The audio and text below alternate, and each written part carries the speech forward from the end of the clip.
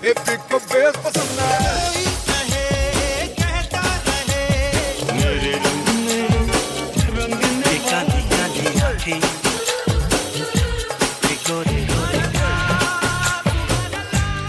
everybody, you're listening to the Khandaan podcast by the You Podcast team, a bi-weekly podcast revisiting the movies of Aamir Khan, Salman Khan and Shah Rukh Khan. Every show we pick a random year from 3 decades of collectively 300 films the Khans have done and let our listeners vote which movie we should talk about. So it's entirely up to you. Pick a team, make a vote, take us down nostalgia lane, punish us, or make us reassess a movie we dismissed. We love the Khans, most of us, sometimes. And we would love for you all to be part of our Khandaan, because when it comes to the Khans in Bollywood, nothing else really matters. Article 15, the trailer came out? Oh, yeah. You wanted to see that movie, right? Not anymore. After having seen the trailer. I think I wanted to watch it before when it was announced as a LIFF lineup. And because of the names involved, Anubhav Sinha, who's already his last movie was raved a lot. I haven't still seen Mulk, and then Ayushman is also involved in this. So I wanted to. That definitely, made me curious about what this would be. I generally enjoy Ayushman's movies, and even if they're not like the best movies ever, I think there's always something in them that I enjoy.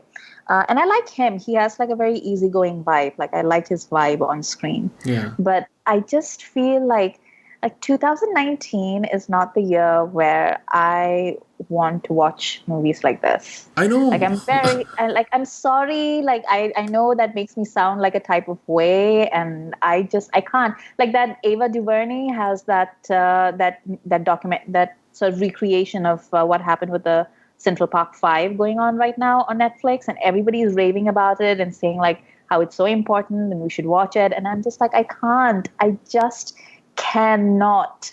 Like it literally makes me want to kill myself when I just think about watching movies like that, or like Article 15, or like I don't want to see anybody getting raped and know that, this is like something that happened in real life. I don't want to see people get oppressed and know that this is happening in real life as we speak, and there's nothing I can do about it. So it's just the act of watching it on screen just makes me want to kill myself, and I just can't do it, you guys. I was going to give the exact same example of the Ava DuVernay. When They See Us is the name of the movie, or I think it's actually a show, isn't it? Like a couple of parts in it, and I'm exactly the same. Like I just can't take it. Like it's like real life is horrific at the moment.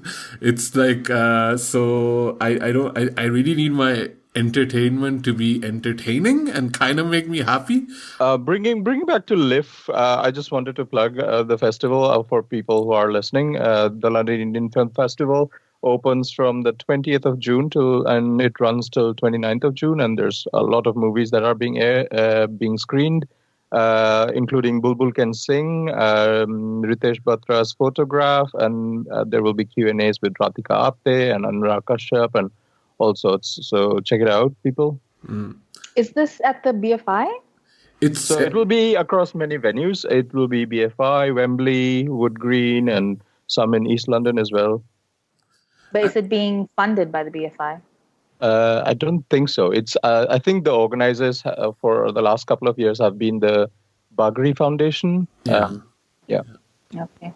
And apparently the big ticket screenings are almost getting sold out. Like Photograph apparently is already sold out. So if people want to go see, and there are some screenings at the BFI too, but like I think there's select things that they're showing. I heard something about a documentary that I think is being screened at the BFI, which is already sold out.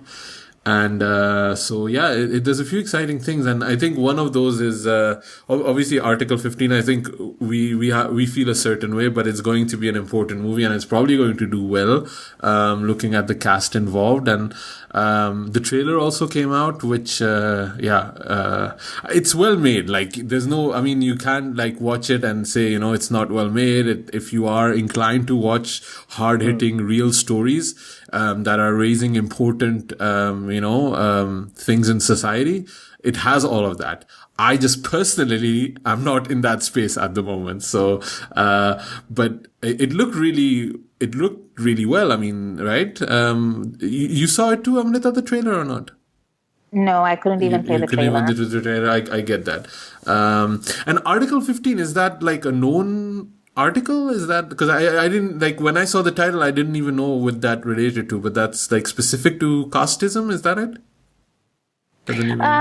I don't know. It's not as famous as, say, the ones about like homosexuality or like talaq or anything like that. But yes, like to the people who are affected by it, I bet it is. Yeah.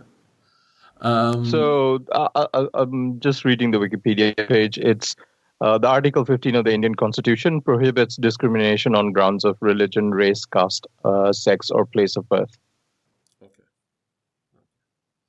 Did you like the trailer, Sujoy? I don't know. Like again, it's not a very likable movie. It's not going to be a likable movie, right? So I don't know what liking the trailer. I mean, it's going to be a well-made movie. That's for sure. And I can see the talent involved, and it will be a difficult movie to watch. I'm absolutely happy buying a ticket and then not going. Like I will absolutely, like, if this is. I don't know what the movie is going to be like. I've heard like one person talk about things that it seemed problematic, but I will wait until it comes out. And if people are saying that this is a good movie and it does the things that it sets out to accomplish, or I think it sets out to accomplish, I will support it with my money. I will buy the ticket. I just cannot watch it on the big screen. Yeah. Like, that's just... Yeah. Yeah. And I even skipped Mulk for that reason, but I did appreciate that, there was this joke going around about Ayushman Khurrana, a producer comes and says, I have this embarrassing story, and Ayushman says, I'm in immediately, like that kind of thing. Yeah. I think he is clearly breaking away from that joke that is being made about his career, that he just has he just picks these topics that are some way embarrassing, and then he'll kind of talk about it in the movie. So even with Andhadhun, I thought that was kind of like, he is trying different things, and he's becoming a kind of a brand. I feel like, you see an Ayushman Khurrana movie and it's going to be good. So good on him, man, to do that in a couple of years. He's been going quite strong. I mean, it took Aamir like 25 years to get that point. So, like, really good for him. He's not even there for you yet. So yeah, we will be talking a lot about Aamir in the main feature. And the other release, the one tying up with the LIFF that you and me both saw, is Mard Ko Dard Nahi Hota, right? Yeah. We want to talk quickly about it because we have talked about it, and I don't want to spoil it for people too much. It is streaming now on Netflix too, but I think we complained about it not getting a big screen release, and so it is going to be showing at LIFF. So people that want to see it in a big screen, I think should really grab that opportunity. Sujoy, you were thinking of still grabbing it, right? So you must have enjoyed the movie then. I don't know. I think the movie will be better if my attention wasn't as divided, because at home you have that, luxury to get distracted by other things, because you're staring at multiple screens at the same time. I think Mard, demands that sort of thing, so that you totally buy into the world. Otherwise, you are in and out of the movie, and at times it just feels a bit of a chore. Like, I don't think the movie is that good. It was a bit repetitive at times. It was a bit overlong, and it was a bit indulgent as well. It could have been a more compact, densely packed content in that story, and it could have still done the things that it did. But it just felt like it was a bit off for me. I think I agree. Like, when I watched it, I just tweeted, I'm watching it on Netflix. Thank you, Netflix, for having it. And a lot of people asked me, like, is it good? And I just felt, unfair to just qualify it as good or bad, because I feel Yeah. I just went like I want to support this kind of movie because it is different. It is trying something different. It is very much in love with a lot of movies that I grew up with. And so that part I want to support. I want to support these actors because I feel more than anything, and I think Radhika Madan is her name, right? Yeah. If I'm not mistaken. Yeah. She is amazing in this movie. Yeah, she and what's the villain dude? Gulshan Yeah, Devaya. Gulshan Devaya is really, really good. I think they are the standouts in this movie. Yeah. Yeah. And even the little girl, Radhika Madan, and the boy that's playing, they're really, really good. And so all of that I want to support. But I hate using that word overindulgent, but it's the first one that also came up in my mind. It is very overindulgent. There's way too many slow motion shots. There's this joke, like the world slows down when you see your girl of your dreams, but it's like whole sequences, like 20, 30 times, just slow motion, slow motion, slow motion. And it just loses the effect after a while. And then it just starts adding to the length of the movie. And then it's also like, how do I say this? Like, it's very, it references a lot of movies, but it feels very aggressive in its film smugness. Like it feels, oh, if you've not seen this unknown kung fu movie, then you don't know what I'm talking about, and you should just go watch Tiger Shroff movies. And it felt like it was almost like violently saying that I'm not, a big enough film fan because I don't know all of these movies and all of these references. And I never have that feeling when I'm watching like a Tarantino movie, who also, takes from so many different things, but he makes his own movie. Where I think these guys like Vasan Bala, they all kind of came from that kind of era film school. They all seem to be, like Tarantino influenced filmmakers. It just did feel like they were like very much, oh, you don't like it? You don't get it? You're not on board? Go just watch like, a Tiger Shroff movie. And I was like, I don't know how I feel about that. It could have... Do you think that's like a function of the fact that they work in Bollywood and so they just have a chip on their shoulder because the conventional wisdom is that if you don't make the usual Karan Johar type movies, then you basically don't get a career? I think there's definitely a chip on the shoulder. But I feel that about and it seems like an unnecessary chip. Like, I feel they're all competent, talented filmmaker, but I think they all need to go to in psychotherapy to kind of let go of all of these issues that they have with Bollywood or the industry or with it hampers them as filmmakers. They want to rage against the machine so bad that it just, their own content isn't connecting with audiences. And I feel that's where the problem is. And I feel that with a lot of these like Hindi, kind of independent filmmakers that are not part of the big studios. I don't know. It's interesting that you said that because Anurag Kashyap has actually talked about himself in pretty much those terms. Like he's talked about like how he made like, what is it, like 2 movies that didn't release. There was that drug movie and then there was that Black Friday, right? Right. Panch, and then he made, that was his debut. And then and people saw both of those movies on like Pirate Bay more than we did anywhere else. But he literally couldn't get a release and he was just getting really angry and really frustrated. And he just had this huge chip on his shoulder. And then I forget what he said, but I remember like the interview that he gave about it, and he was just talking about like how he had to like come out of that mindset and start making a movie that could just get an audience and could get a release and stop thinking so much about being a guerrilla fighter and more about being a director, you know?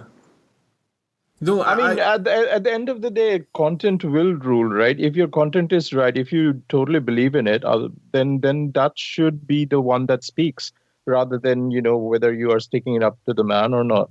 And at the end of the day, I don't think Mud has all of that working for it, I compare it to Bhavesh Joshi, and I find Bhavesh Joshi it's kind of the similar genre. It kind of has a nod to the superhero, how a superhero would function in modern day Mumbai.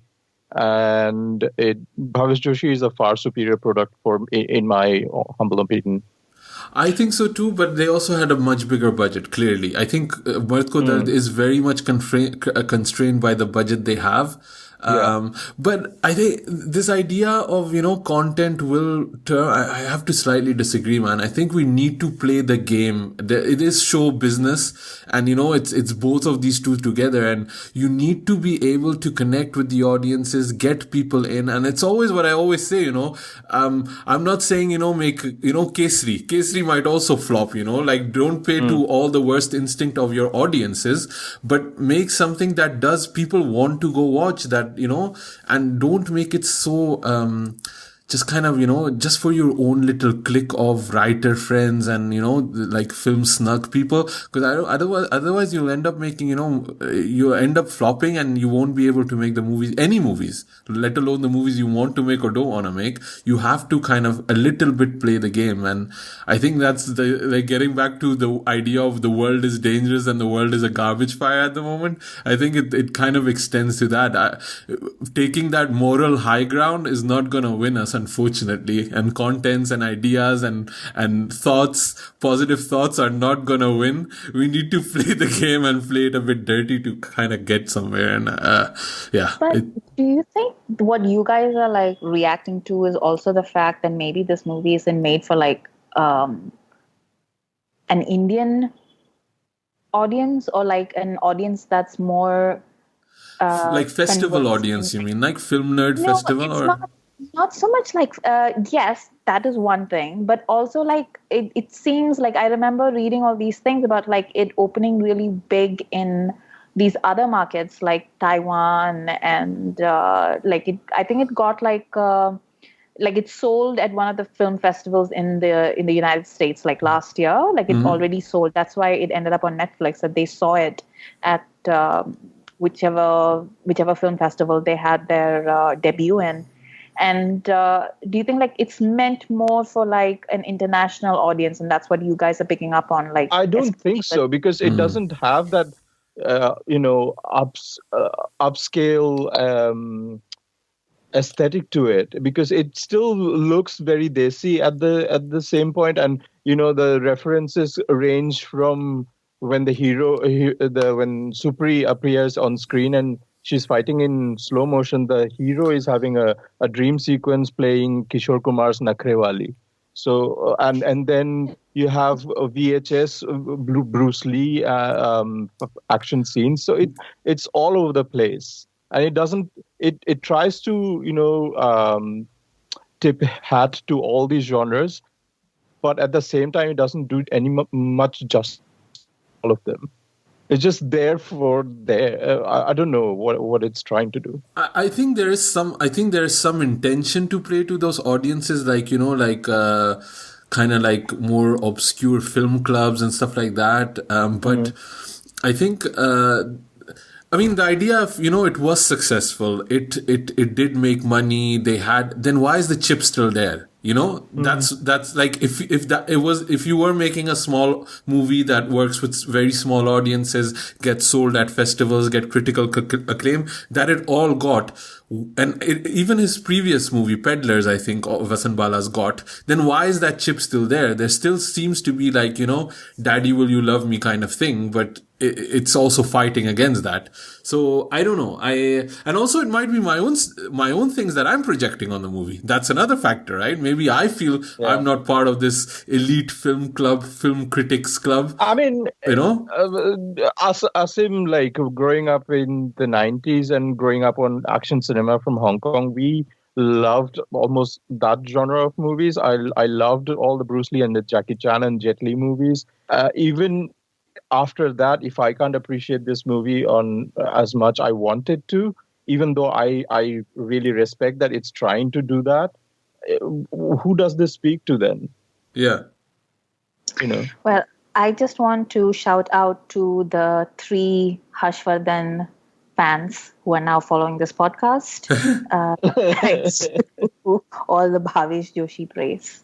Welcome to our show. Welcome back. There's some content for you guys. Moving on. It's on Netflix. It's on LIFF. Go watch it if people are interested in it. I just wanted to have a longer conversation about it than, is it good, is it bad? Moving on. Let's move on. Yeah, let's go to happier places, I think. Shit.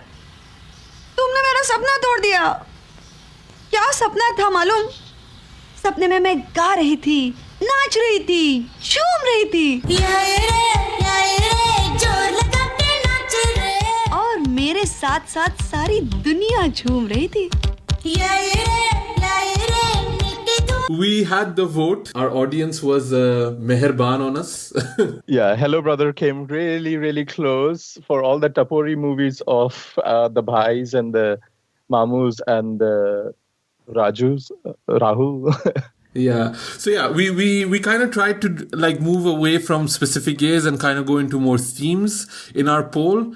So we had Ghulam, Hello Brother, Ram Jaane, Rangeela. People were asking why we didn't put Josh on there. But we're keeping that for another episode or another theme. That's why.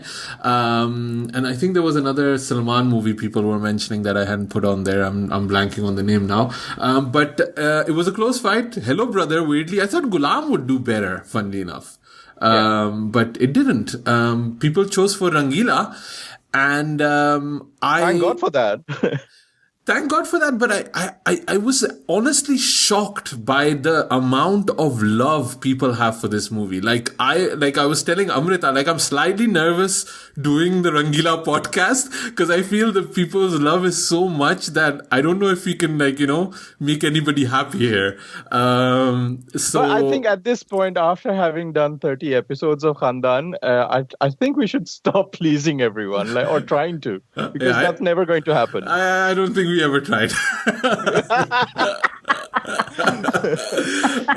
The truth is out. So Rangeela won, 1995 movie directed by Ram Gopal Verma. I think it was also his. It was a kind of this was a huge movie, first of all, right? And it was a huge movie for Ram Gopal Verma. His first movie was Shiva and was made in Telugu.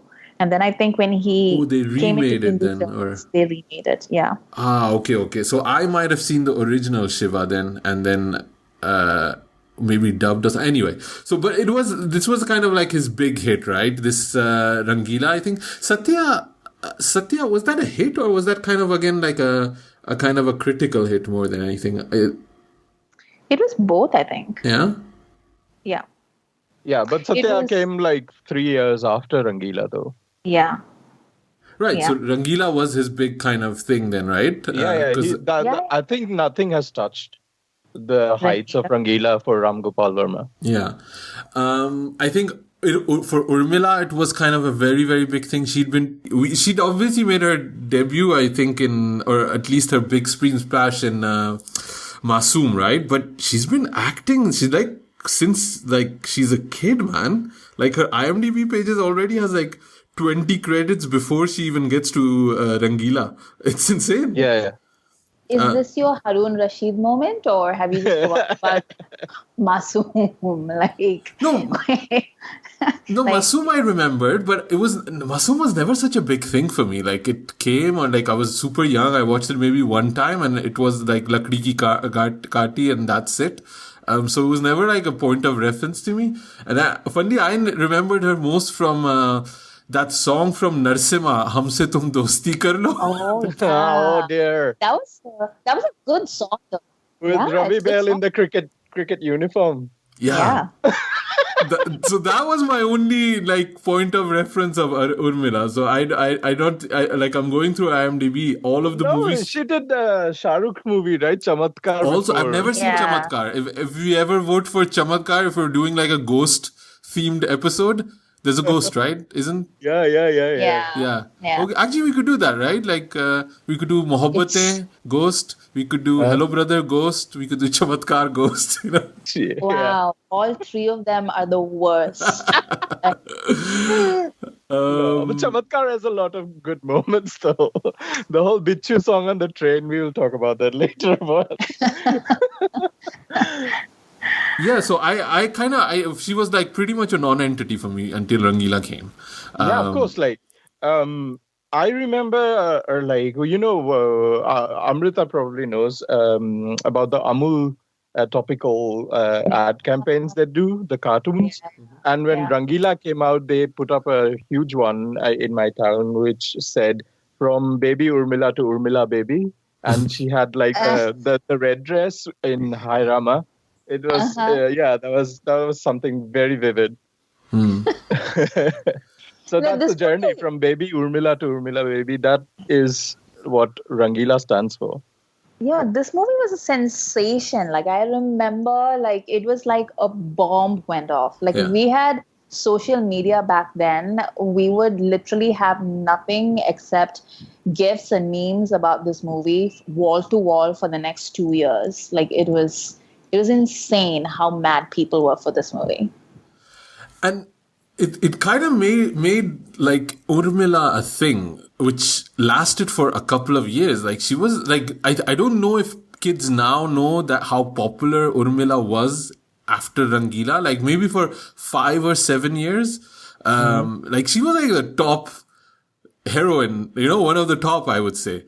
And she never worked for like big studios. She never had like a Subhash Ghai movie or a Yash Chopra movie. She was offered Dil To Pagal Hai, and Yash Chopra really tried to come and do it. Right. But she didn't want to do Karishma's role. She was just like, well, I don't want to play second fiddle. And then she went off and did Judai with, not Judai, what is the other one? The movie she did with Sridevi, where she buys Anil Kapoor. That is Judai. Yeah, okay. That is Judai. Yeah. So she did Judai with Sridevi and Anil Kapoor, and Yash Chopra was basically like sitting there resentfully in one corner going like, go ahead, work with Sridevi. She's going to eat you up alive on screen. And apparently, and then that movie tanked, and he was just like, see, my movie did so well. Like, she didn't do it. And like, Karishma won the national award. Yeah. And it was, it's funny, like you think like Yash Chopra wouldn't care. Like, what does he care if like one person said no to him? Like, he's Yash Chopra. But it's stuff that he remembers enough to have put into his autobiography. Like, I offered it to her and she said no. Like, I remember it. It's crazy. And it's also kind of weird, like, how her career went. Because she was kind of, like I said, she was at one of the top heroines for a while. And then Ek Hasina Thi is weirdly her last big role, which was a really, really good movie. She got critical acclaim for it. It did good numbers, I would think.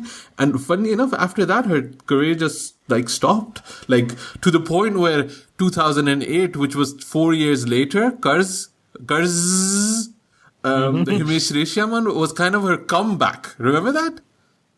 Was she in it? She was. Yeah. She played Simi Garewal's role. Yeah. And nobody went to watch it, obviously.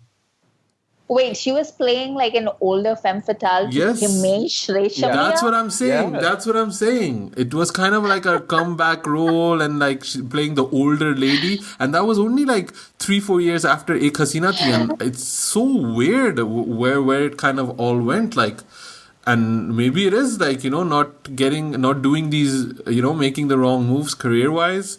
I don't know what happens. What do you guys feel about Urmila as an actress? I think so. I'd forgotten just how much I enjoyed her in this movie and how different she was from everybody else. Like that opening scene, like where she's like starts dancing to Rangeela, like the title song. I remember watching that. I have this very vivid memory of watching that in the theater, and her, she came up and she started doing that step, the hook step where, she's just going, she traces her elbow over her shoulder. She does the same in Diwangi in Home Satyo. Yeah. Like, that's the Urmila step from Rangeela. Yeah. So and we all knew the choreography of that song. Like I was rewatching it this time and I was just remembering what it was like. We all knew the steps to the dance. Like we all did it at like, all the school functions and everything. Like we would all like stand and like do it. And it was fine to do it at school also, because for a movie that was so sexual, and we'll talk about that later, but the choreography for that song was something that you could do as a kid. Like it was fine. Like, there's like some amount of her like doing sexy stuff, but it's a proper choreographed song. Like a bunch of you could get together and like do all the steps. So it was like really popular with like kids, and they could do it at like annual day functions and stuff. And then I remember like watching her on screen in that dress, that little floral print dress. And she was like nobody I'd seen before. Yeah. The Hindi film heroine. And I think that's what ultimately played against her. It was just like Bollywood was just like, wow, who is that? Let's put her in everything. And then it was also like, but she's not like the other girls. Like, what do we do with her? And so they just tried to, like work her into one of the molds that they already had for a 90s film heroine. And I think that's what ultimately sank her career, because her work towards like the early 2000s, where she's doing like Ek Hasina Thi and Bhoot and like a couple of those movies, like it's actually pretty good. And she's the best thing in those movies. So if she had been able to do that a little earlier, maybe, I don't know. I really liked her in that again, this is me again saying things that you are gonna like find annoying, but there was this movie with Fardeen Khan, Pyar Tune Kya Kiya. Yeah. I really liked her in that, where she's playing like a remake of Fatal Attraction or something. Yeah, right? She's playing the Glenn Close kind of role. I thought she was amazing in that too. She had kind of a moment, and it just kind of like went nowhere, and it's just odd. Like, and it's funny because now going back watching Rangeela, like I remember, like I felt she was like almost like a bit. She had like that Meenakshi Shishadri problem, where Meenakshi Shishadri forcefully does Bharatnatyam in every song, and Urmila does that too. And I think it's just like super weird. Like I I understand you're good at it, but you don't need to do it on a beach in a bikini. Like it just felt weird. She does straddle that line where it is. The movie Rangeela is seen as kind of a sensual movie, and she's portrayed as like a sex bomb, and this gave her kind of a very sensual image, which I also feel she kind of tried to back off with all of the rest of her movies. I'm not sure if she was actually really comfortable in that. And it was also the era where, a lot of actresses were going through that change. Like Karisma Kapoor was, wearing shorter dresses, and Raveena Tandon was wearing shorter dresses, and I think Urmila was definitely one of the first that kind of made that change. And I think it paved the way to, maybe later on the Priyanka Chopras or the Katrina Kaifs and all that kind of thing. I don't think that could have happened if, Urmila walked so they could run, basically, I don't think Urmila walked. Urmila leaped onto this. Like, seriously, the clothes, the whole image of this movie is revolutionary. I would say, I'll say this. I've never seen Rangeela on a big screen because I wasn't allowed to. I was going to ask you that, yeah. Seriously. Like my sister and my cousins went to watch it, and they were like, no, Pulu is not like, I'm not going to the cinema to watch it. But that was the thing. That was a real thing with like a lot of people. Like kids weren't allowed to watch it. Like I remember my brother, who's 8 years older than I am, and my cousin, who's 13 years older than I am. And they took me and my other cousin, my female cousin, who's 8 years older than me. And the four of us went. And I remember like my brothers basically acting like our bodyguards the whole time because our moms were like, if you're going, then you have to basically take care of your sisters. Like, I don't know what they thought was going to happen, like suddenly like impromptu orgy in the theater. Like, what do you think is going to happen? But like they were like super freaked out. I mean, today it seems it's such an innocent time, yeah, Sujoy. Like Yeah. think back to that time. Like these days, like the kids today, like if we show them Rangeela on the big screen, they'd probably be like, This is what you find sexy. Like, what is this? But that's what I wanted to ask you. Like, revisiting now, do you understand that you weren't allowed to go? Because I don't understand it at all. Like, there's nothing, like, maybe the only, like, Hairama is super sensual, like, suddenly, right? But for the rest. Again, I don't know if you would call it tastefully, but there's a lot of aggressive sexualness to that song. It's what I tweeted. This song itself should be rated 15. You know, it's the camera gaze. I think that's what it is. It's a very male camera gaze. But it gazes at Jackie Shroff the same way. Jagu Dada is there, like. Oh my god, that speedo!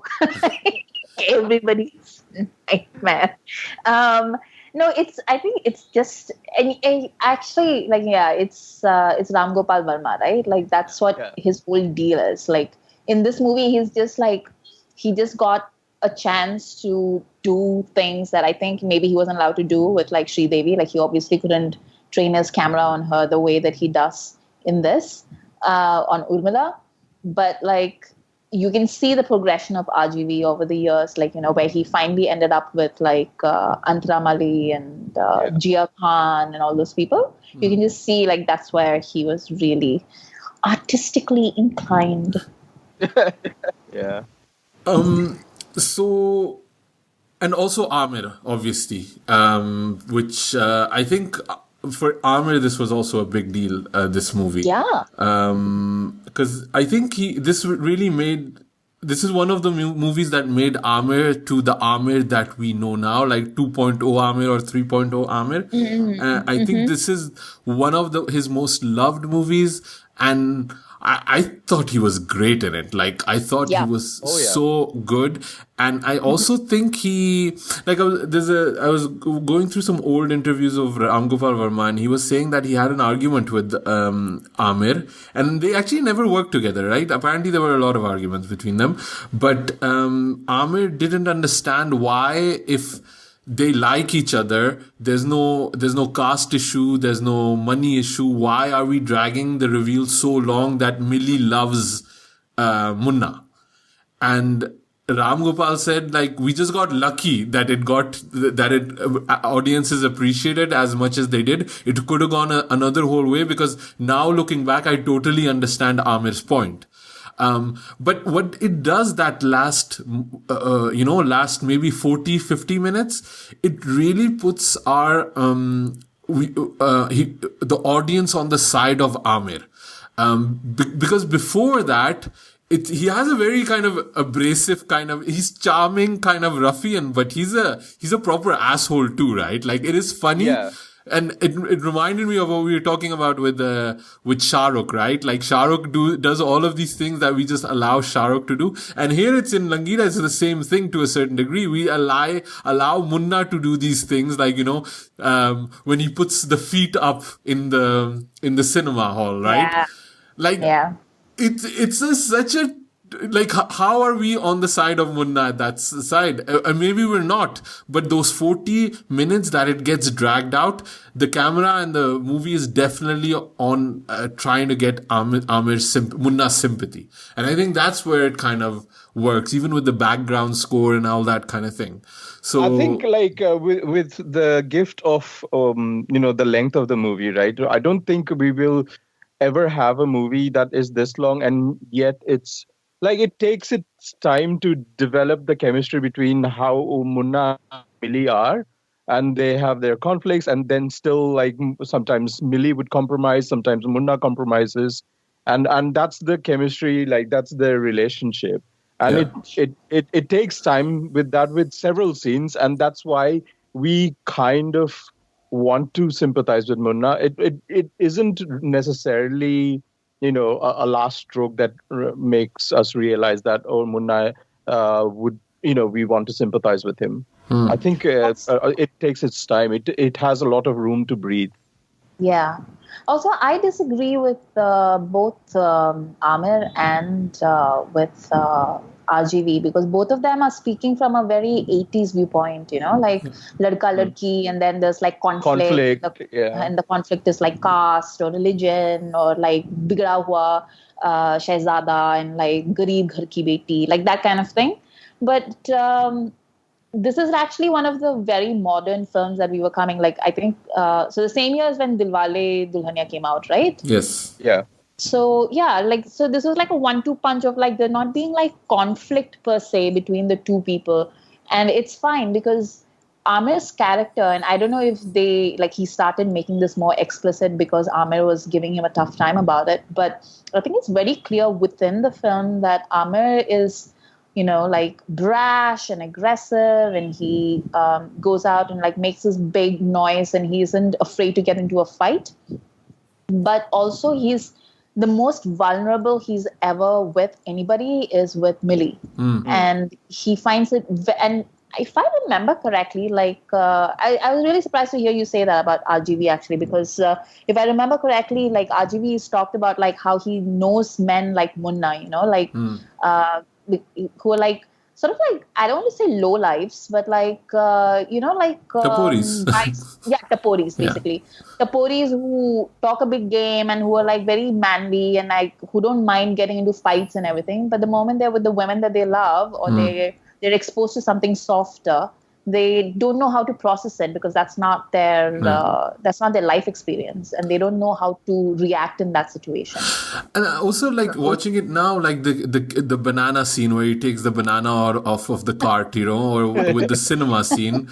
Now it really felt like Munna is so in awe of Millie, right? And he's kind of like trying to reestablish his status with the environment, because he cannot do that with Millie. He's trying to do it with, kind of reimposing his status with the environment. And that's basically what's happening with the banana salesperson or with the theater goer. And, it is kind of interesting to see a character like that. I don't think we had ever seen anything like that. And this was also the period where Aamir stopped doing multiple movies a year. This was the last year. And you can clearly see a difference between, before this, he had made Aantak Hi Aantak in the same year, Bazi in the same year, Akele Hum Akele Tum. In all these came out 4 movies in 95. And then immediately after that, it was Ishq, Raja Hindustani, Ghulam, Earth, Sarfarosh. So I do feel that he really, like, Rangeela changed something in his mindset and how he approached movies, how he wanted to do things. And it made the Aamir, I think this was one point, and then the other was probably the failure of Mela and Man. Those are really the 2 key points that I feel are pivotal in Aamir's career, and Rangeela was probably the first one. The 2 things that I specifically remember Aamir from the Rangeela interviews that he did with Lehre and all that. I remember that he was preparing for playing this Tapori Munna, and he was wearing second-hand clothes just to get into that zone. And the other thing was how he just couldn't process Mangta Hai Kya. He just says like, "Ye kaisa gana banaya hai? Kahin se bhi shuru ho jata hai." Yeah, I read that everywhere, that he didn't understand the music of Rahman. Like the quality of his performance in this film is so distinct from like everything that happened before this. Like before this, he was just like, young Bollywood hero. Like you could see, like he was doing like the standard thing. And then in this movie, like especially the little points, like the part where like she yells at him and like sort of like throws him out of the showing of the film, and then like she comes home and she apologizes to him and says that I want you to be at my premiere, and then immediately pivots to like talking about like Jackie and like how important Jackie is and everything. And his feelings are so hurt, and he's like sitting there, and you see, he's just doing like very little things, but he's doing them so well, and it's so different from what he would have done in, say, Akele Hum Akele Tum, which is just like 100%, like everything is like cranked up to like Yeah. 110. So I think like I really enjoyed Aamir in this movie. I really enjoyed his performance. And also the other thing that I really noticed about his performance is the way he uses the dialogue. I can't help but compare it to The Boys Today. And I like there isn't like the reason why the three Khans were able to make their and we've said this before, the reason why they were able to like make their mark in Hindi cinema is because they can speak it. Yeah. Yeah. like Aamir doing Tapori is like so much more authentic than like any of the boys that I can think of today. Yeah. Like I was just like writing down like these throwaway lines and words that he just spits out. I Like was just laughing out loud at them, man. I had Bevda Chaman, I had Kale Ande. अपन यहाँ पे world famous है, अपन यहाँ पे world famous है, उसका bad luck ही खराब है, अपन का हैप्पी बर्थडे नहीं हो सकता क्या? And like when Millie says मेरी गलती है and he says like तेरी गलती है तो अपन पे काय को भड़क रही है. So good. And the fact that he like calls every waiter Tambi and like he does that at the 5-star restaurant. And then like and even like you know the slurs are even creative, you know, like there's a point where they're at that little restaurant, like cafe kind of a place, and then he calls the waiter and he calls him andhere instead of I was just like, what? First he goes to the 5-star hotel and he says पहले कांदा काट के ला. And also like, he gives the doorman 2 rupees and he says देखा ना? Bounty, तेरी bounty हो गई. And then he tells Urmila that he gave him 2 rupees. Like that. I love that. Like, did you?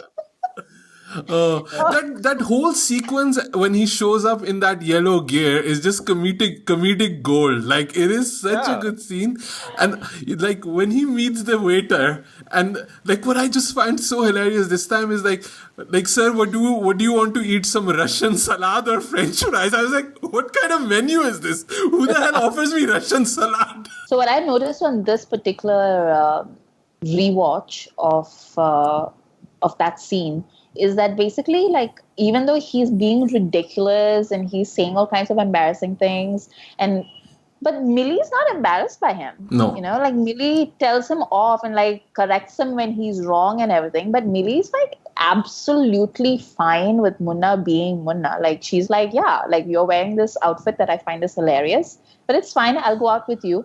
You're going to take me to this big 5-star restaurant that I don't even know if you can afford. Fine, I'll come in with you. You're going to behave in this way and you're going to ask for like ridiculous things.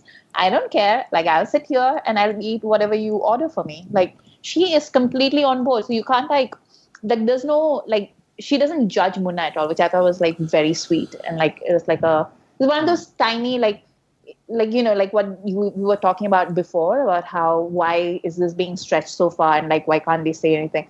Like, she does exhibit her love. Like, she just doesn't talk about it. Like, it's not a priority for her to say it out loud at that point. I think this is what one of the things I also thought about is like, you know, Rangeela, we think about it and it almost reminds me to a way of Gully Boy or, you know, a Luck by Chance in that way that Millie is so focused on achieving her dreams that anything else he just kind of has a blind spot for. Yeah. And the way the movie is made, we don't know what Urmila is really thinking because all of our focus is on you know, what Jaggu, Jackie and Aamir are doing and all of their feelings and all of their thoughts and dreams and their dream sequences and all of this. And I don't know if it's meant to be that way or is it just an easier way to explain that character to audiences. And I really felt it this time. Yeah, I think it's a convenient way to show what RGB is trying to do is basically make a movie about the movie industry through a magically beautiful lady protagonist, but projecting that story from the viewpoint of these two male leads. Yeah. I think there is not much of a story to tell from Millie's perspective. and she's just in a way MacGuffin in this whole story, right? And it kind of rewatching this reminded me of Bombay Dreams, which I haven't seen, but the whole story of a slum dog becoming a Bollywood film star was done way before that by Rangeela, where Millie, a background dancer, becomes comes into center stage and becomes this Bollywood film star, and then the whole the environment of Bollywood is also briefly explored through Kamal, who's played by Jackie Shroff, and Stephen Kapoor, played by Gulshan Grover. Also, this is like basically the standard OP for RGV, because he makes very male centric films. Like he tells the story of men. He just likes to look at women. Like that's the dichotomy right there. Yeah. And that's what's so weird. Like any, making it rags to riches kind of story, this is the first time I'm seeing it that the protagonist that's actually making it is kind of less interesting. It's more about the people, the men around her, and like the effect that her success has on them. It's just a very weird way to kind of project this story. It makes it interesting. It's different because, the other way we've seen it before, but watching it now, I don't know, if it's RGV that doesn't get women and he couldn't write for them, or is it maybe a projection of us as as audiences, that for us, these people that make it, that become stars, are always a cipher that we'll never really understand. I don't know. It could be either way, but it's definitely interesting. What did you guys think of the idea of the background of Bollywood in this movie? Because there's, again, going back to our Vasanwala, Mard Kodar, there seems to be a certain disdain towards, the Bollywood industry as it is, right? I think RGV always found himself to be the outsider, right? And that's why he's poking fun at the likes of Suraj Barjatia through the producer, or the directors who find themselves to be trapped in Bollywood, where their ambitions and aspirations are to compete with the Hollywood big lords. He's trying to poke fun with them. Who do you think he was talking about? Was he talking about Shekhar Kapoor or Vidhu Vinod Chopra? Both. I think it was Vidhu Vinod Chopra via Steven Spielberg or something like that. मेरा competition यहाँ के director से नहीं है. Oh my God, that's very good, Sujoy. Dude, you're getting really good at this. My favorite is though, like Hollywood में Julia Roberts की माँ Steven Spielberg से ऐसे बात करती है.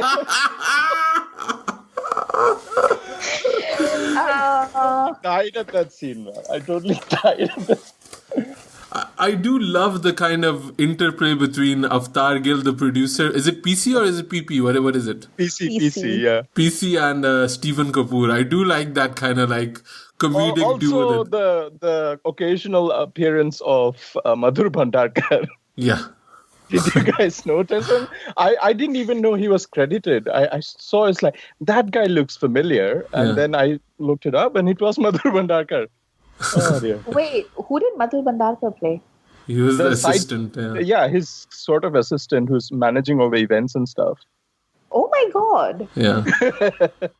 I put a screenshot on Twitter. Have a look. Yeah.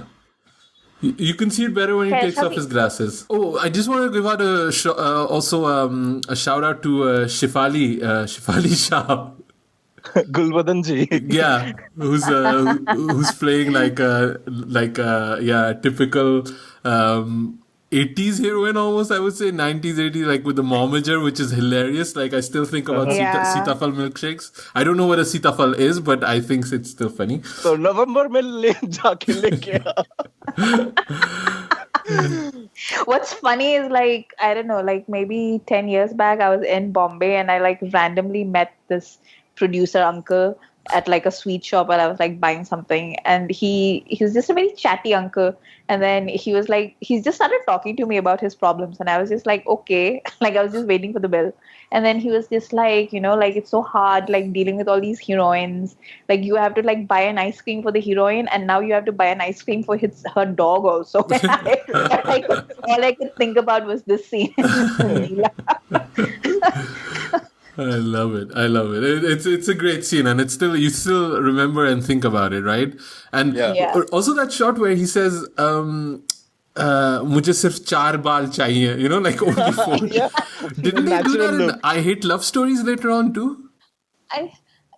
Who remembers that movie, Asim? I think I remembered that scene, and I thought it was in I Hate Love Stories because they make fun of Sanjay Leela Bhansali in that one. I think I Hate Love Stories was the raindrop, like 2 drops. Yeah. Okay, so that's where they got it from. Imran Khan is like dropping with an eye drop thingy bottle or something. Yeah.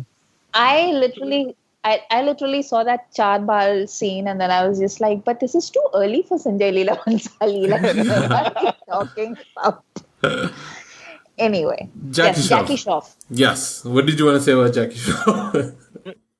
I had a couple of, so his introduction scene is total creeper vibes, right? Like she's dancing on the beach, and then he's just like, what is he doing? Like he's wearing like formal shoes and like denims and like a shirt, and he's like running on the beach. Like what is he doing? I don't even understand. But then he just like parks himself on the rocks and like creeps on her. No, that's not his intro scene though. That he's been shooting in the back. When he meets her, I mean, for the first time, like their introduction scene. When the Rangeela theme plays, right? Yeah. She's in her spandex thingy, doing her aerobics.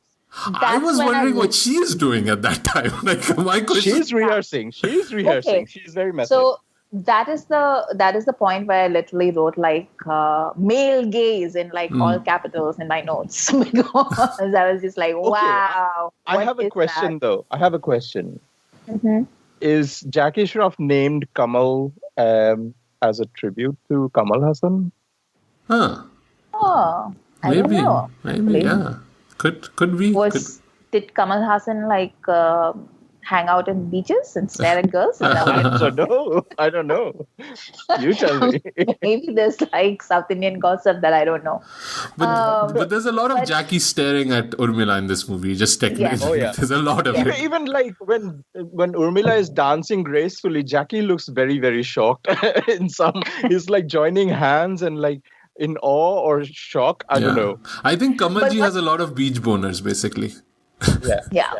But basically what was funny about that scene was like now, like when I was watching it, because I remember like back when Tiger Shroff was waiting for his big break, I remember just like random reports in like the gossip section or like interviews and stuff where like, oh, we were having this interview with such and such star in Juhu at this hotel. And then right outside the hotel on the beach, Tiger Shroff is like doing like acrobatics on the sand, like, for like with his back nipples. Like random groups of people just like watching him, like he's just putting on like a free show. I remember there was like a Abhishek Bachchan interview where they were like literally in the middle of the interview when apparently Abhishek was just like, why is there such a big crowd of people on the beach? And they looked up and it was like Tiger Shroff doing like poses and things. So I guess that is actually how people do things in Bombay. Like they head out to the beach and then they do stuff. I also have like weird memories of like Farah Khan saying like she and Sajid used to do like weird things on the beach as well. So I think this is like... So is that how people get discovered in Bombay and just hang out at Chowpatty? You and I should go and like dance in Chowpatty and find out. I'll do my Gulshan Grover impression in Chowpatty. Because also that's another story of the guy that got the role in Gully Boy, MC Sid, right? MC Sher. MC Sher, Sid, I think his name is Sid maybe. He was like dancing in front of like Zoya Akhtar or something like that in a party, and that's how he got discovered. So yeah, you just need to be randomly dancing in places to get discovered, you know? I think I heard that interview, and the interviewer said, "Oh, that's your luck by chance moment then, because you were really hustling for the role." Yeah. So does anyone like? So another thing that I noticed about this character, do you think that he's sort of like? Have either of you seen the Rishikesh Mukherjee film Millie with Amitabh Bachchan and Jaya Badri? Long time ago, I can't exactly remember now. So in Millie, first of all, Jaya Badri's name is Millie. And she basically falls in love with Amitabh Bachchan's character, who is a man with a tortured past and has a Ramu Kaka who like looks after him and like treats him as his own son. And it's just like really weird parallels. And I never noticed that before with like Jackie and his Ramu Kaka and you know his painful past. But so I know like we didn't have as much coverage back then as we do today, like in press, but wouldn't people know that he has a painful past? Yeah, I that's something, because he has this kind of Devdas kind of, you know, he like something happened in his past and he's like carrying that guilt and he seems very disconnected from life. But yeah, I had those questions too that, but maybe, you know, people weren't open. Like I also could get that a star would not be openly talking about his relationships at that time. You know, and because they weren't married at that time yet, so maybe the press wouldn't have known. And also, if there was some big accident, maybe there was also kind of like a hush kind of thing that they don't want to talk about it, and got like. And he was involved in that accident, so probably, you know, to save his own ass. He just hushed that. And maybe that is extra weighing on him, you know, that he can't talk about it, because he does say something like, sometimes I just keep talking about these things and I don't know, I should stop and stuff like that, when he can confess with Millie. But I did like kind of like that he comes alive when he sees Millie, right? Because okay, there is the part of the male gaze that she's clearly amazingly beautiful and dances well and all that, but she also has this kind of joyfulness towards cinema that I feel he has disconnected from, you know? He's just because he's been playing the game for so long and dealing with all these heroines who play, you know, all these tantrums with their mothers and everything, and pack-ups and everything. So he comes across this really enthusiastic, film-loving girl. So he's falling back in love with cinema through her. So I think that he appreciates. And I also think it's pretty cool that he took on this role, Jackie Shroff, right? Because he was like still really doing well in his career. Like he was and I really do like Jackie Shroff, like just like a lot of his movies. I really appreciate them, and he's been working really hard. And I really appreciated the long interview they did on Film Companions, The Curious Case of Jackie Shroff. And I think he was kind of like saying that he took on the role, and he just had so much faith in everybody that even though the role is small, they'll make him look good, you know, because he had A.R. Rahman's music, he was in front of Urmila, he was being shot by somebody who was very competent, and he just didn't need to get into that deep, and he delivered. And I thought it was quite good, because remember, you know, the Sunny Deol story about Dar, always. That's the one I always think about, you know, where he's kind of playing second fiddle, but he thought he was going to be the hero. I don't think Jackie ever had that intention, and I think it shows that he's kind of playing background, and I think I appreciate that in the way he kind of approached the role. Wasn't he broke though? In real life or in... Yeah. Oh. Yeah. Like he was like super duper broke. Okay. So I don't know if it was around this time or it was like a little later, but he was like seriously broke. Like they almost lost their house, or they actually did lose their house or something. And then Tiger bought it back for them after he started making money. But he was just like seriously broke. I mean, I'm looking at his movies, and I think they were okay. Like at that time, he did Trimurti, he did a 1942, A Love Story, just the year before. Aina, he did 2 years before. Khalnaik. He's always been working, but I think he's also like a really bad manager of his money. Right. Because I remember like going to Bombay and like I forget which of the hotels, but like you'd go to these big hotels and for like dinner or whatever, and like Jackie would like, show up in his flashy sports cars and like all the time. And I guess he was just buying and back in those days, you weren't making the kind of money that people are making today. Yeah. So I think he was just spending like an insane person. Like he had the Nicolas Cage problem. Yeah, he seems kind of like a bon vivant kind of guy, just buy and eat and live life and just, that's it. Yeah, maybe, I don't know. But I think it was definitely a good choice of him to do this role. And I think Should I do my Jackie impression? Oh, you have one? Please do. No, I'm just kidding. No, but I thought he was really kind of sweet. I like that he does create this whole story about Millie, and he's definitely putting the moves on her for sure. But he's also not aware that she wouldn't have those feelings back, or that she loves somebody else. And the moment she does, he totally backs off, So I don't know. I didn't feel there was any way a problematic character. What do you guys think? Also, like one thing I'd like to highlight, just a bit of a tangent of this, like the scene where Jackie's character, Kamal, narrates to Millie about the accident. We were talking about with Raja Sen about Sarkar, and when Ram Gopal Verma actually started those really loud shots with really weird camera angles and the background score just drowning everything out. I think this was you can still see that happening with Rangeela as well. In that scene, the whole emotion is so underlined with all the background scores, the cars screeching and the horns and everything, and it's such a, I don't know, it's a very primitive way of telling a story. It's very like look and understand and spoon feeding the audience, Which is especially glaring because up until then, there's that, I specifically noted at this time, there's a flute, I don't know what to call it, just a snippet that's played on a flute that accompanies all the sad bits. Yeah. And it's haunting. It's just the most beautiful. It's the reprise of Pyariye Jaane Kaisa Hai, but playing on the flute. Yeah. Yeah. And it's beautiful. And it does such a lot of heavy lifting. The first time that she asks him, who's in your family? And his mood switches from happy to immediately sad. Mm-hmm. It's the flute that plays, and it's just beautiful, and it just does all the work in that scene. And that's all he needs. He doesn't need all the other stuff. Yeah. Yeah. What did you guys think of those kind of the supporting characters? Because there's a lot of them, right? I've always felt Motilal is RGV. I think that's Ram Gopal Verma in the movie. And Rima Raghu is in there. Mere paas aur koi kaam nahi hai kya? That's what his attitude is towards everything. Yeah.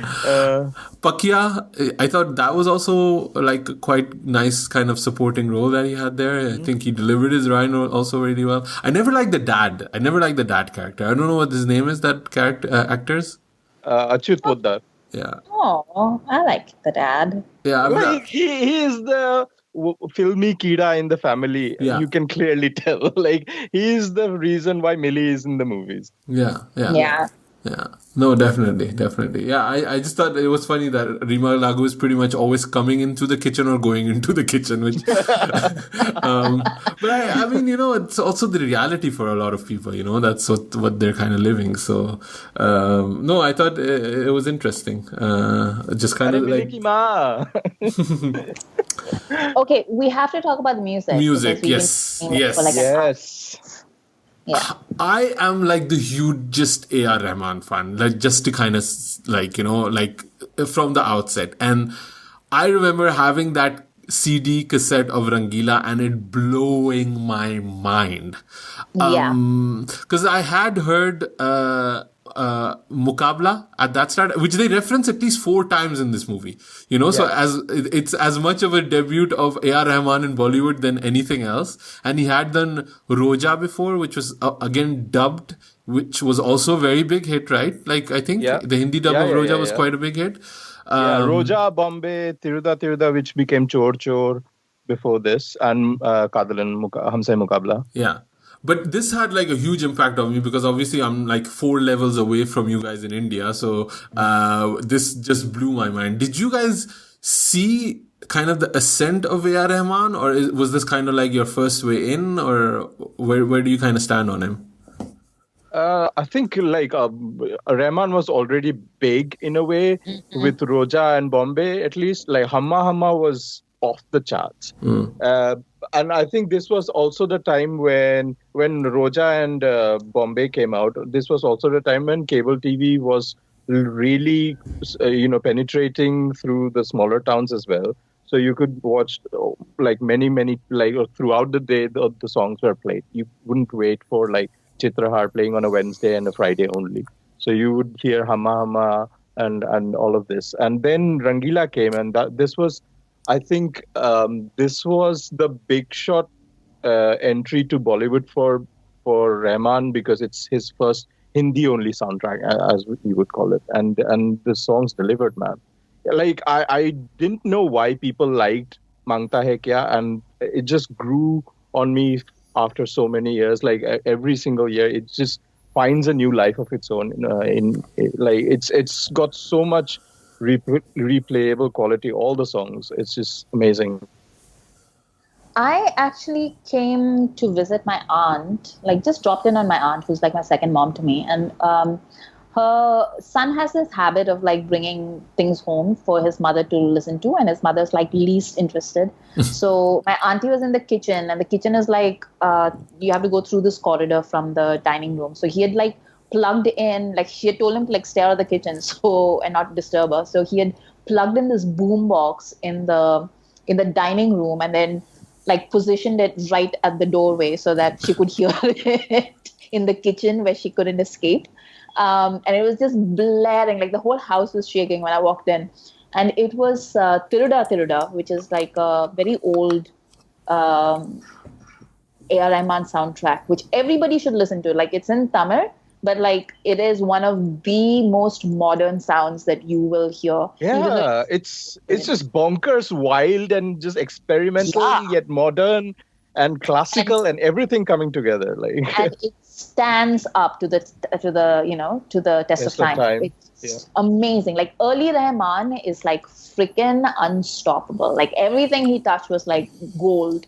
So I heard Tiruda Tiruda for the first time, and my head was blown, and I was just like, wow, who is this? And then like a couple of years later is when I heard Rangeela, and again, it was the same setup. I was visiting my aunt, and then like Rangeela was playing, and I was just like, what is this? And it was Asha Bhonsle's voice, which I immediately was just like, why is it Asha Bhonsle? And then I didn't care. Like, I was just perfect, you know? There is an anecdote though, like when Asha Bhonsle performs live, she says like she was invited to Chennai to the studios to sing for Rahman, and Rahman has this way of working. His like workflow is different from other music directors, because other music directors would actually produce the whole song and then have the vocals recorded.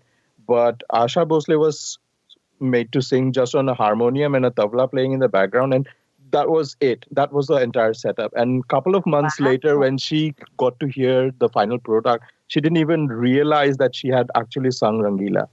So because Rahman produces the song later after the vocals are recorded. So it's just, yeah.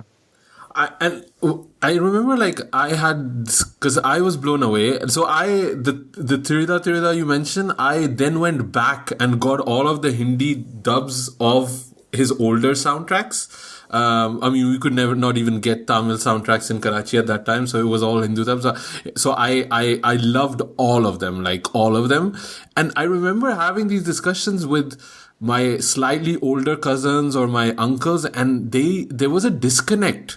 And they were so much like, what is this music? Why is it so weird? Why is it just not Anu Malik? Anu Malik is great. And I was just thinking like, Anu Malik must have been shaking in his bootsies when A.R. Rahman came on the scene, because he was so different from everybody. I remember Nadeem Shravan to like the day Like even after Nadeem got hounded out and like for, on murder charges or whatever, like even after that, like they would always be like, A.R. Rahman is the best music arranger in India. He's not the best music composer. And I was just like, you know what? Like, Petty bitches. Give it up. Yeah. But yeah, they were just really mad. And then like Rahman absolutely like changed how the music industry works. Like, he started asking for rights to his music and like everything. Yeah. And I think he killed these guys' careers, like Nadeem Shravan, Jatin Lalit, Anu Malik, all of these guys, their time was done. Like, I even remember, like, Anu Malik tried to actively copy the Rahman sound. When he wasn't copying Nusrat Fateh Ali Khan, you mean? Like, honestly, listen to, like, the Virasat soundtrack, the Paile Chunmun Chunmun, and don't tell me that's not copied from A.R. Rahman. And Yade. Yade was after Tal, so yeah, no, he had to. You guys, that is not... Paile Chunmun is not Anu... Is it Anu Malik? I don't know, because it is the same in Tamil. It's the Tamil song. So let me...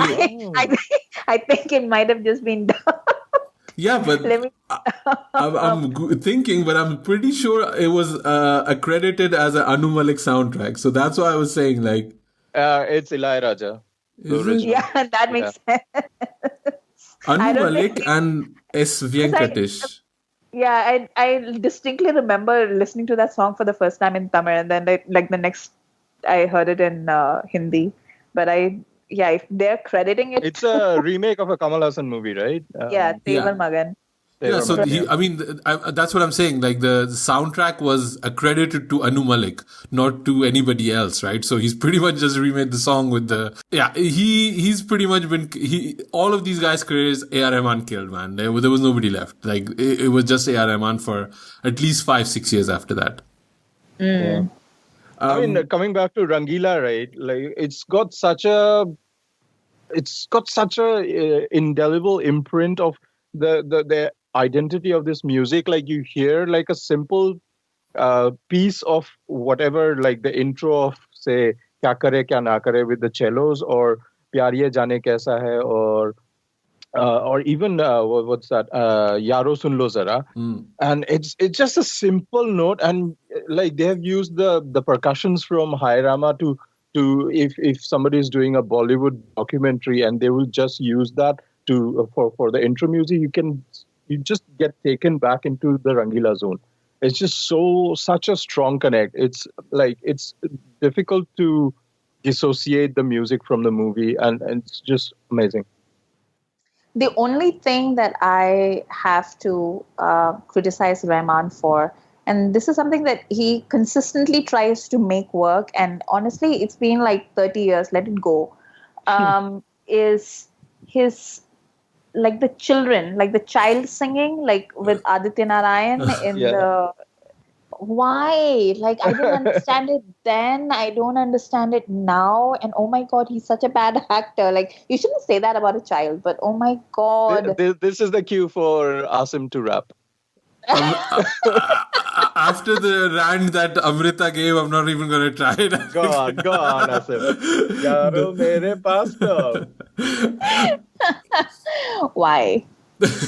No, but it's true. He's like the other thing I also notice, super bad acting from Aditya Narayan, right? And he does the same acting in that Salman movie we also talked about, right? Yeah. It's the same kind of like hat ulti karke annoyed kid. So he's not good. But yeah, he's pretty much doing Kya tumne socha main bachcha hu. Yeah, for like 3 hours. But also the Michael Jackson influence in this soundtrack is so big to me. Like, because clearly that's black or white, right? Yaro Mere Paas Tao, that's kind of the rap interlude. Yeah. That's Macaulay Culkin then. Yeah, he's definitely Macaulay Culkin. Hella Macaulay Culkin. There's the Running Man. There's, a lot of hip hop. Everybody's doing Running Man. Nobody's doing it really well. The hip hop beats, the bass lines, and even there's a little interlude of Jam, Michael Jackson's Jam. Yeah. In there, like I don't know if it's a guitar riff or a keyboard riff, but it's totally sampled from Jam. And even I would say, it does get amplified because of Aamir Khan's choreography, which is heavily influenced by Michael Jackson. Yeah, for sure. Even like the way they're dressed a few times and all that kind of thing. Yeah. And the other song, is it Kya Kare Kya Na Kare, which is pretty much The Way You Make Me Feel, right? Yeah, kind of, yeah. It's shot the same way. It's Now in the that you night. say, Yeah. I see it. Yeah, Dark there's alley, a lot of these influences in there that I was like, wow, that's so Michael Jackson-ish, which, I mean, if you want to take something, take it from the West, so I get it. But I think even having influence from Michael Jackson's Way You Make Me Feel, Saroj Khan's take on that is still like, it just looks so iconic, man. It's just... What is your favorite picturization of the songs? Like... I like a lot of Mangta Hai Kya and Kya Kare Kya Na Kare a lot. I still love Tanha Tanha. Like, it's just iconic. But like, Mangta Hai Kya, like, okay, that's my all-time favorite song, right, from this album. Like, that hasn't changed. Like, it's one of the most thrilling sounds that I've heard in a Hindi film song. Like, it never stops being fresh. Like, every time I hear it, I'm just like, how did he do that? Like, it's just insane to me.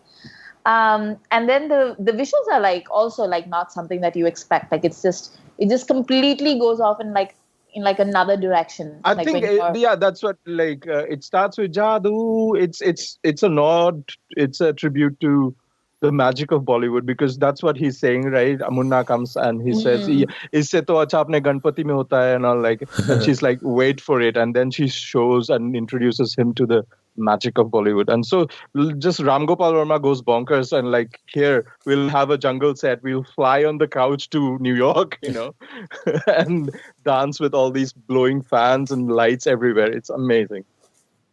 Yeah, sorry. I also like how it ends kind of in this sensual modern dance kind of thing where she's like wearing a beret and like, black and all that. I thought it was a really cool kind of thing what they were doing. And then Aamir climbs a tree. That was amazing. Well, we all do what we are best at. Ayla. What do you guys think of Hai Rama now, going back? Like, because like Tanha Tanha is like, that was kind of the big shot, like that starting where Urmila is running on the beach. I think that's like the one thing that made Rangeela huge. But then the kind of the sex pot, sensual image is with Hai Rama, right? Yeah, and I think like they didn't really capitalize on it. Like all the promotions, the snippets that we used to watch on TV, Hai Rama never got the limelight as much as Tanha Tanha did. Because it would have gotten banned as porn if they'd done it. I think so. Yeah. But there's nothing like going explicitly in it when I rewatch Hai Rama. It's definitely sensual as crazy. Like, and honestly, it's one of my favorite songs of the soundtrack because it's such a weird kind of like A.R. Rahman kind of sound. Like all of these. It fucking starts with a veena. Who has started a song with a veena and Hariharan singing Carnatic music, and then it goes to fucking all sorts of direction, heavy percussions. It's so great, and it's like, for me, it was, Hai Rama was something I'd never heard before. Tanha Tanha, I could still like, connect it to this or something, but Hai Rama was something just mind-blowing. I'd never heard anything like that, and it blew me away. And it also does sound closer to a lot of his then I discovered his older soundtracks, and I felt there was more of a line there. Was Tanha Tanha, I felt he wanted to get like the pop, kind of a pop hit, right? Mm-hmm. And Hai Rama, it felt like he was just doing that, and Mangta Hai Kya, it was like pure Rahman, those things. Hai Rama really has a place in my heart. It's a great song, and like I said on Twitter, I spent 4 hours looking for Urmila posters in Karachi because of Hai Rama, and then I never put them up because at that age, who puts up posters of Urmila? Too risky. Yeah. How did your how did your cousins in Pakistan and stuff like react to like that song and like that movie? You didn't tell us that one. I think it was like pretty close to what you guys like at that time. We didn't really. I mean, nobody went to the cinema, right? Everybody was watching these movies on VHS or like the cable guy who would put them on. But yeah, the High Rama was like it was porn like pretty much for everybody at that time, right? So by the time the movie got released, I think when I was in Pakistan, the movie had not released. We were still talking about the soundtrack. And we were seeing some clips on ZTV or whatever. So, but yeah, like Urmila was a big thing. Like people wanted to dress like her. Like I was going to ask you, Amrita, like her dress is really like the way she's dressed in the movie is really cool, right? Like even in hell yeah. So Amrita, is this all like Manish Malhotra's also like big ticket to fame? Is Did this he all do Manish? That's what I heard. Yeah, because this was the dress that she was wearing in the title song, the poofy sort of floral dress that she starts out with the the boots. That was like the big hit. And then after that it was like she's wearing the baggy pants with the vest and the t-shirt underneath. Like I remember like a lot of people like vests were like huge. Like a lot of young women were wearing vests that year. But it was like, and also like, this was, although we had seen like Karishma wear short dresses and everything before that, and also Raveena to some extent, Urmila was the one that sort of like, I think made young women in India, at least the metropolitan cities, think that, like, oh yeah, like we could totally dress like that. And I think it became like a big thing in Bombay. Less so in Delhi, but like in Bombay, because Bombay takes to filmy fashion like a duck to water. Like like every time a Sanjay Leela Bhansali movie comes out, like Bombay is basically just like they're cosplaying it. So like Rangeela was like a huge thing. Like you could go to like those those shops that you like. What is that place here? Like that pavement shop place that you go to buy cheap clothes in Bombay. I can't remember the name of it. The market. Anyway, Bombay people yell at me, tell me what it is. But like, yeah, like I remember like going like maybe a few months later and like it was like variations on that dress and stuff. So yeah. Even in Yaro Sunno Zara, where she's wearing like that blue shirt and that brown denim or pant, it was just like a very kind of iconic look. I remember people, even in Karachi, trying to dress like that as much as was possible. Nobody was gonna, hike their jeans up that high because that was still too scandalous for a lot of people, or the shorts people couldn't wear. But like you said, the floral prints with the boots and stuff like that was definitely things I was seeing. So yeah, no, it was a big thing. I'm really happy we kind of rewatched it. It had been a while for me too. Yeah. Same. Oh yeah. So yeah, I think we can thank our listeners for once. Do you think Rangeela has sort of, because we've watched it and rewatched it and liked it so much, and we still love the soundtrack a lot, but do you think it's taken in the same vein by film or Bollywood lovers who discovered Bollywood later, and they talk more about Shah Rukh movies? But do you think they look back at Rangeela or they refer to Rangeela a lot? I don't think so. And I think this is something we spoke about when we were talking about Kuch Kuch Hota Hai and how Dharma creates a classic out of these movies, right? They do. Yeah. And I think there's not that much for Rangeela. I think the people that saw it then, but it's not streaming anywhere. It's not, the DVD is not out. There's not been a 20-year anniversary of it. I think, both Urmila's career is not going necessarily. Her career is kind of stalled. Jackie is not really relevant anymore. Aamir is, but he doesn't look back on things too much, or he's not there for awards or, anything like that. And also, he doesn't really care for Rangeela in his filmography. Yeah. Like he's made it very clear over the years that he didn't really enjoy the experience at all. Yeah. So I think it's more that I think that there's no push to make it a classic, which I do think it is. And the other thing is also, I think it was kind of, if you if the trend was going towards NRI movies and opening up to the international markets, Rangeela was the opposite of all of that, right? So I think Shah Rukh just had the lead at that time, and like Salman was doing these family movies, the Hum Aapke Hain Kauns and all that kind of thing. Shah Rukh was dominating international market, and Aamir was really kind of solidifying his kind of actor kind of status. Yeah. So I don't think it gets the respect it deserves, but I don't think that the studio or whoever owns the rights, or even Ram Gopal, because Ram Gopal is not even a force anymore, right? All of that kind of plays against Rangeela, and I think that's kind of unfortunate.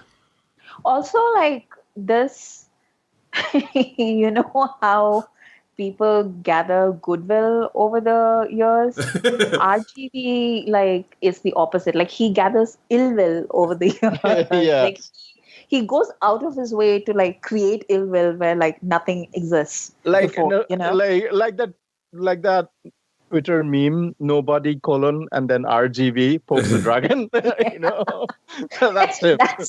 That's basically what he is. Like, I watch a lot of Telugu movies, and he's apparently made himself so odious to every single person in the Telugu industry that almost every Telugu movie that I see has a RGV joke in it.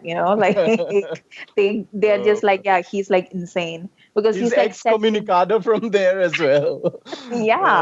Because he just, I don't know what the hell is wrong with that guy. But talking about people with chips on their shoulder and then he went after Boni. Do you remember? I remember. Was that he went after Boni Kapoor and was just I really hate the fact that he turned Sridevi into a housewife. I was just what the hell is wrong with you? Not everything that you think has to be said. Just shut up for 5 minutes. He's clearly been a stalker of Sridevi over the years, hasn't it? It's not very subtle when he begins the movie with the frame of Sridevi, and then next to it is written, produced, and directed by Ram Gopal Verma. Did he make? Was it him or was it somebody? No, there was a Malayalam film that was based on Sridevi's death, right? But then Ram Gopal Verma said that he was going to make a movie about Sridevi, right? And then Boni Kapoor was like, you even utter her name, I'll sue you into the ground. He was just what the hell, man? She's got 2 little girls that she left behind. At least have some shame. Just leave it alone. She's dead now. Just leave her alone. Also, I think it's funny that he still has a rapport with Amitabh, because he's done quite a few movies when you think about it with Amitabh, right? And even he gets embarrassed by RGV. Amitabh is probably just putting facepalm emojis up oh my God, why is he talking to me? Why is he talking about me? But what is Amitabh to do, he's the only director that managed to give Abhishek a successful film. So I guess Amitabh is just well, I guess I'll just deal with it. Great. I think that's it. Next week, next episode, it's going to be a Bharat special. We've been holding back. We've not talked about the movie, the promotion, anything like that. So it's all going to come up in the open on the next episode. And then next time we'll do another themes episode where we can put a poll up, right? That's how we're going to do it? Yeah. Yep. Great. Sujoy, man, where can people find you online? I'm on Twitter at 9E3K. Amrita? On Twitter at Amrita IQ. And I'm at Asim Bernie. Oh, by the way, if people want to drop us a voice note or, keep it under a minute, send it to youpodcasting@gmail.com. Because I see a lot of people have a lot of thoughts and feelings about our podcast, and Twitter is great, but I'd like to, incorporate it in the show. So send us a voicemail or an email at youpodcasting@gmail.com. Otherwise, follow us, subscribe to us, and let your friends know that there's this amazing, hilarious, insightful podcast that people should listen to. And also leave us a review. So thanks for listening, guys, and we'll be back in 2 weeks' time. Khandaan podcast.